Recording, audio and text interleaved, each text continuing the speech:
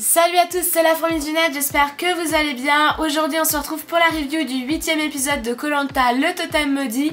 Et quel épisode, hein, celui-ci, il fallait pas le rater. Mais vous inquiétez pas, on n'a rien raté, hein, même si on a vu tout l'épisode. Mais avant de commencer, un petit avertissement. Attention, cet épisode est dangereux, il peut laisser des séquelles, donc c'est à vos risques et périls. Alors l'épisode commence sur le camp des jaunes avec Colin et Olga qui sont un petit peu déçus du départ d'Alexandra, mais aussi surpris du fait que Seta n'ait pas joué son collier. Ce fameux collier imaginaire qu'elle a inventé lors du premier conseil pour sauver son amie Céline.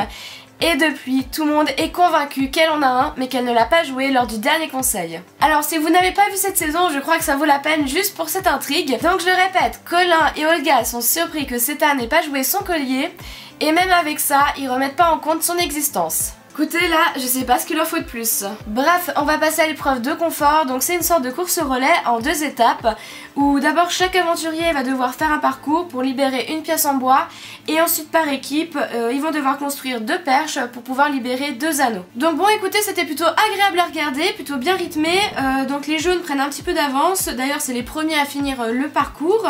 Ensuite donc ils se mettent à la construction de leur perche, et à ce moment là il y a Maxime qui regarde la façon dont ils font leur nœud, sachant qu'ils ont Bastien qui est cordiste, donc bon il peut s'inspirer de la méthode qu'ils utilisent pour faire leur nœud, sachant qu'en plus c'est pas interdit. Mais ça plaît pas trop à Yannick qui le voit et qui demande à ses camarades de se mettre devant pour cacher leur construction. À la fin de la construction des perches jaunes, les rouges terminent leur première étape en relais, donc ils ont quand même pas mal de retard. En plus ils galèrent sur la construction de leur perche, mais bon de l'autre côté c'est les jaunes qui ont du mal à synchroniser pour récupérer les anneaux. Et là ça va se passer assez vite car les jaunes n'ont pas d'anneaux, donc les 2 équipes sont à égalité, mais grâce à Ambre, les rouges vont réussir à bien synchroniser et à récupérer rapidement 2 anneaux. Et donc les rouges remportent leur premier confort. D'ailleurs j'ai oublié de le dire, mais la récompense c'est un bon repas, donc un steak et des pommes de terre. Et en ce qui concerne la malédiction, alors Denis n'en parle pas aux équipes, mais il mentionne que ça va concerner la réunification, car celle-ci est annoncée.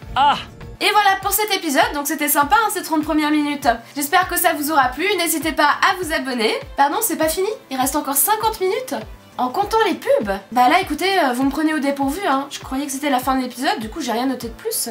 Bon, quelque chose d'intéressant à dire. Les rouges mangent leur récompense, et Maxime enlève ses chaussettes, et ses chaussures, et il met une chemise. Et ça embête Ambre parce qu'elle voudrait manger. Non, d'accord. Fouzi propose que les femmes mangent moins que les hommes? Non, toujours pas. Faut que je trouve quelque chose d'intéressant à dire. Ah oui, je sais, en plus c'est sympa. Ils vont devoir élire l'ambassadeur adverse. Du coup, il y a une petite discussion à ce sujet. Ça va ça? Ok, bon. Alors on a les jaunes qui se mettent assez rapidement d'accord pour choisir Louana comme ambassadrice. Mais les rouges, eux, ils sont pas d'accord. Ils hésitent entre Colin et Nicolas. Du coup, ils se fightent, mais en mode violent. Ambre, elle va même déchirer la chemise à Maxime. Non, c'est faux, ils se mettent aussi rapidement d'accord et ils choisissent Colin. Vive la Suisse! Et voilà, les 2 ambassadeurs sont choisis. Et donc là intervient la malédiction qui en fait rajoute une boule noire au tirage de Colin. Donc il a 2 boules noires contre une boule blanche. Donc Colin, tu vas pas déconner et jouer ton aventure sur une pioche et risquer de nous faire une Stéphanie. Parce que les Suisses sont sympas, mais il faut pas abuser. Hein, on pousse pas Mémé dans les orties, et là Mémé c'est tous les Suisses fans de Koh-Lanta. Et on était beaucoup à Polymanga voir Denis Brognard, donc attention Colin. Bon bah comme vous pouvez le voir, cet épisode m'a laissé des séquelles. Mais j'ai quand même trouvé un point positif à cet épisode, et c'est le fait qu'on ait vu Colin. Vive la Suisse!